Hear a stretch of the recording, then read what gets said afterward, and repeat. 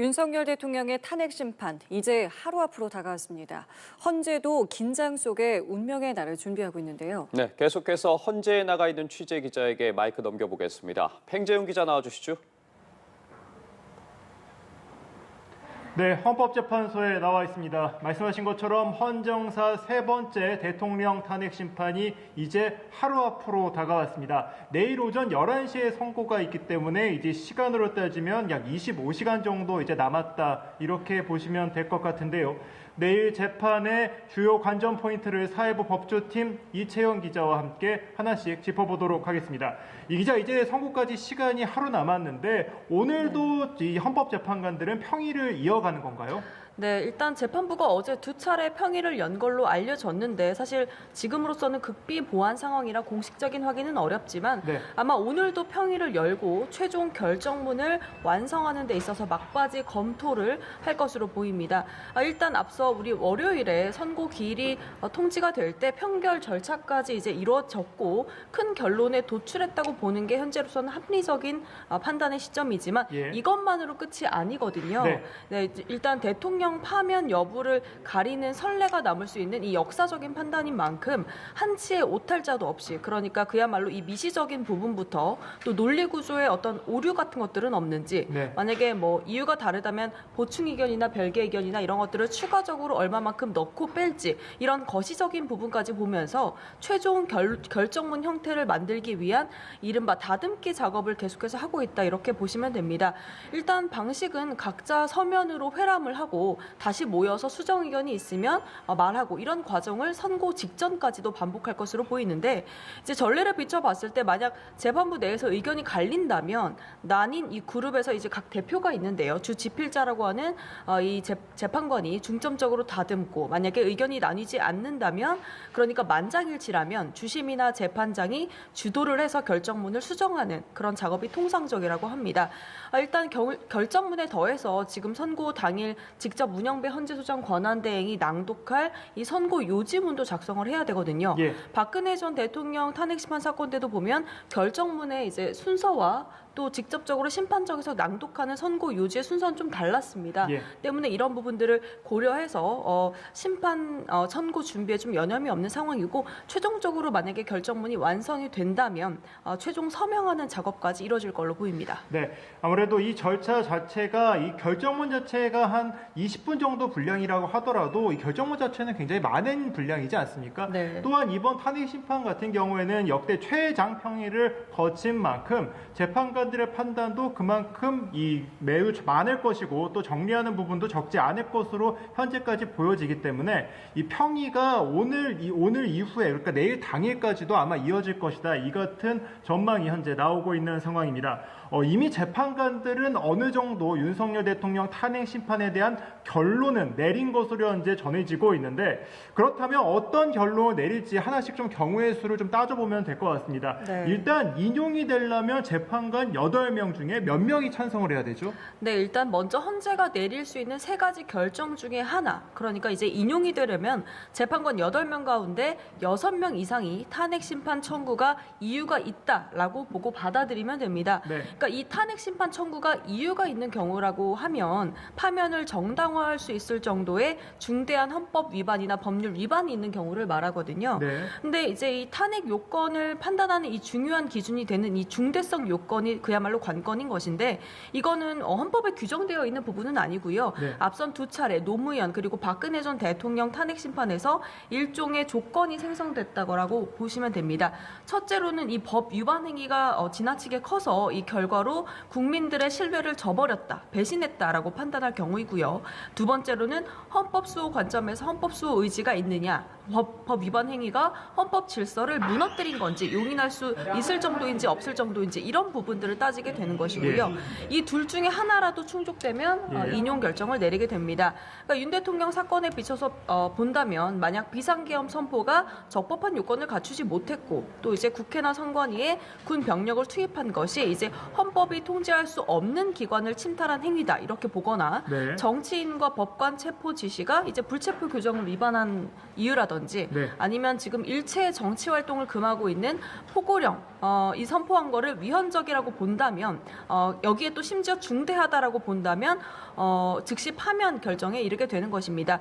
만약에 파면되면 이제 윤 대통령 같은 경우는 곧바로 직에서 물러나서 관저를 떠나게 되고요. 최소한의 경호 경비를 제외한 전직 대통령 혜택은 모두 박탈되게 됩니다.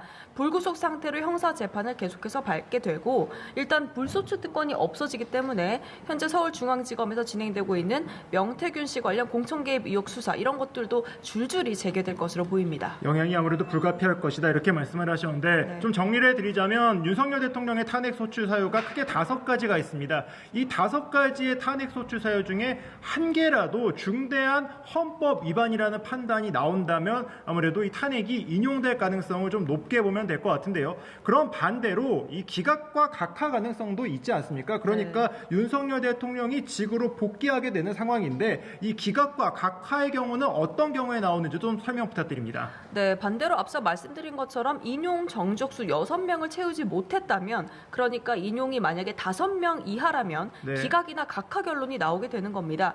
그러니까 재판관 3명 이상이 국회의 탄핵 심판 청구를 받아들일 수 없다라고 하면 기각 결정이 나는 것인데 그러니까 앞서 말한 것처럼 인용과 반대로 비상계엄이 대통령 권한 내에서 이뤄졌거나 네. 아니면 파면에 이를 정도로 중대한 헌법이나 법률 위반까지는 아니다라고 본다면 기각 결정이 나게 될 것이고요. 만약에 이 기각으로 결정이 나게 된다면 구체적인 법률 위반은 있다라고 보더라도 이 중대성 부분에서 좀 이견이 갈렸을 가능성이 높습니다. 예. 그러니까 윤 대통령 측 같은 경우에는 소수의 병력만 투입했고 일부 어떤 위법 소지가 있더라도 곧바로 계엄 해제를 의결을 했기 때문에 파면당할 정도로 중대한 잘못은 아니다 이렇게 주장을 하고 경고성 있잖아요. 계엄이란 말을 했었었죠. 맞습니다. 네. 그런 식의 논리가 깔릴 걸로 보이고 결국 이 탄핵 소추 사유 5가지 가운데 모두가 이제 헌법 법률을 위배했다라고 판단이 된다 해도 이 법 위반의 정도가 대통령 파면에 이를 만큼 중대하지 않다라고 한다면 대통령직을 유지할 수 있는 겁니다. 네.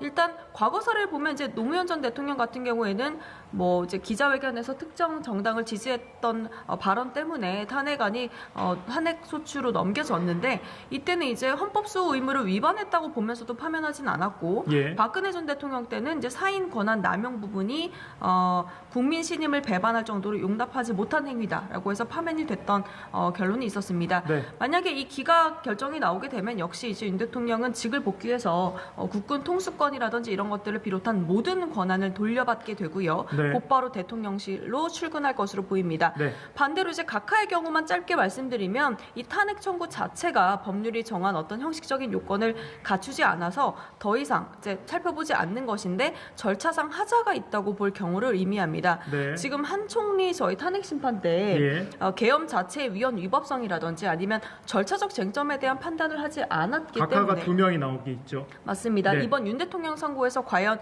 이런 부분들 어떻게 볼지 내란죄 철회 같은 논란 이런 부분들을 어떻게 볼지 그래서 심판 절차가 이제 절차적으로 부적법했다라고 본다면 각하 결론이 또 날 수도 있는 것입니다. 예. 4명 이상이 각하 의견을 낼 때는 최종 각하 결론으로 결정짓게 된다 이렇게 보시면 됩니다. 네, 그렇습니다. 아직까지 결론이 어떻게 결정이 됐는지는 알 수가 없는 상황입니다. 그리고 또 하나 좀 지켜봐야 될 부분들이 재판관 8명의 의견이 모두가 일치가 될지 아니면 갈릴지 여부도 관심을 갖고 있는 상황인데요. 혹시나 이 반대 의견이 나올 수도 있고 아니면은 만장일치에 이르지 못하고 각각 판단이 갈라질 가능성도 있기 때문에 이 부분도 내일은 좀 유심히 지켜봐야 될 것 같습니다.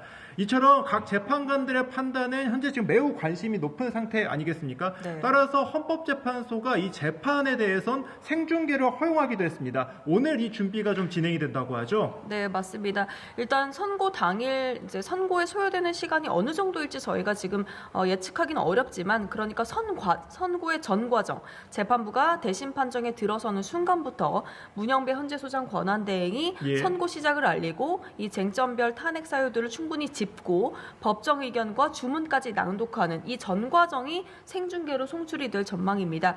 국민들이 실시간으로 지켜볼 수 있게 되는 건데요.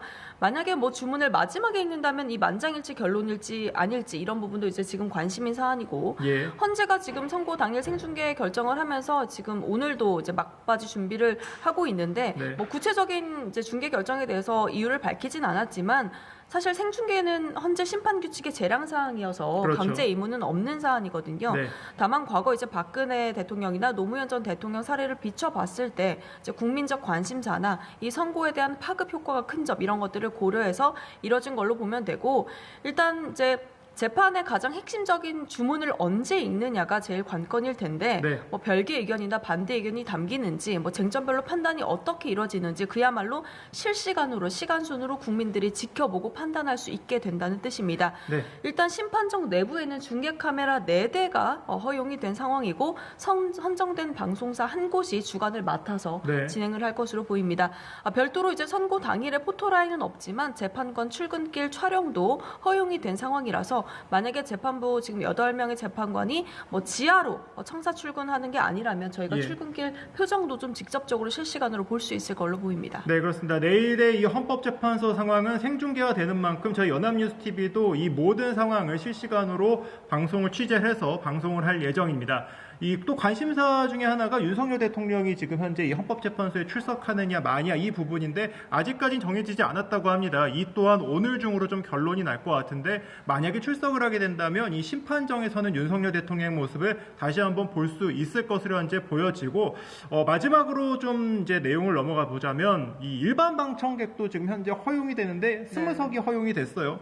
이거는 이제 추첨을 통해서 이제 전자 신청을 하고 그 이후에 추첨을 통해서 이제 결정이 되는 순간 이제 절차를 갖게 되는데 너무 많은 사람이 현재 몰리고 있다고 하죠. 어느 정도 몰렸나요? 네, 일단 대심판정에 마련된 20석의 좌석은 일반 국민 방청석으로 말씀 주신 것처럼 헌재가 배정을 했는데 오늘 오전 9시 기준 9만 명의 신청자가 접수를 굉장히 했습니다. 많이 몰렸네요. 네, 어제 저녁 6시 반 기준이 지금 7만 5천 명이었으니까 1만 5천 명이 더 늘었고 네. 오늘 오후 5시에 지금 신청이 마감이 되는데 아마 10만 명은 넘어설 넘을 것 걸로 같지, 예. 보입니다. 이제 경쟁률로 치면 4,500대 1인 건데 박근혜 전 대통령 당시에 796대 1이었으니까 이미 뭐 역대 대통령 당시 기록을 훌쩍 넘어선 상황이고 네. 그만큼 직접 이 재판정에서 실시간으로 파면 여부를 결정짓는 재판부의 생생한 목소리를 들으려는 사람들이 그만큼 많다라고 볼 수 있습니다. 저도 어제 직접 수시로 들어가 봤는데 네. 기본 뭐 10,000명, 20,000명 이상 대기 상황이 있더라고요. 네, 예. 계속 이어졌고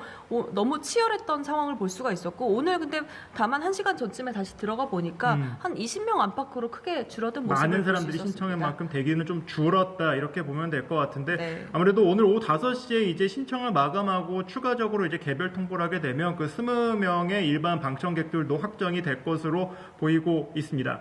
자, 이제 선고까지 아직 이제 하루의 시간이 남았습니다. 이제 내일 오전 11시 윤석열 대통령의 탄핵 심판 선고를 앞두고 헌법재판소는 오늘도 분주한 모습을 보이고 있는데요. 이 시시각각으로 변하고 있는 헌법재판소의 상황은 계속해서 전해드리도록 하겠습니다. 지금까지 헌법재판소에서 전해드렸습니다.